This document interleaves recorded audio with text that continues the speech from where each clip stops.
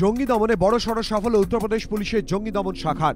জালে বাংলাদেশের নিষিদ্ধ জঙ্গি সংগঠন আনসারুল্লাহ বাংলা টিম বা এবিটির সক্রিয় সদস্য আব্দুল্লাহ আল মামুন। আনসারুল্লাহ বাংলা টিম হল লস্করি তৈবার ফ্রন্টাল অর্গানাইজেশন। কে এই আব্দুল্লাহ আল মামুন? পুলিশ সূত্রে খবর, আব্দুল্লাহ বোমা বিশেষজ্ঞ, আইইডি তৈরিতে সিদ্ধহস্ত।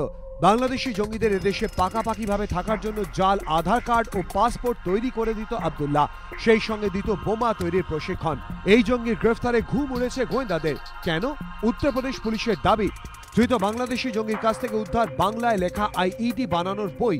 আরডিএস থেকে টিএনটি, পিইটিএন এর মতো বিস্ফোরক দিয়ে কত সহজ উপায়ে মারাত্মক আইইডি তৈরি করা যায়, বইয়ে তার বিস্তৃত বিবরণ দেখে গোয়েন্দারা হতভম্ব।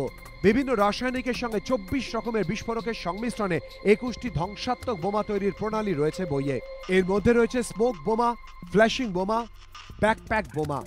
মল্টোভ ককটেলের মতো নাম না জানা আইইডি তৈরির উপায়।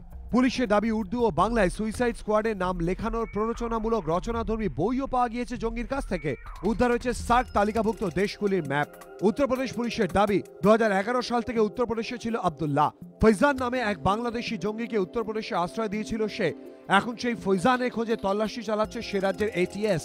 সূত্রে খবর, ধৃত জঙ্গিকে ঘিরে তৎপরতা বেড়েছে আইবি ও এ রাজ্যের সিআইডির। রাজস্বী দত্তগুপ্ত, এবিপি আনন্দ।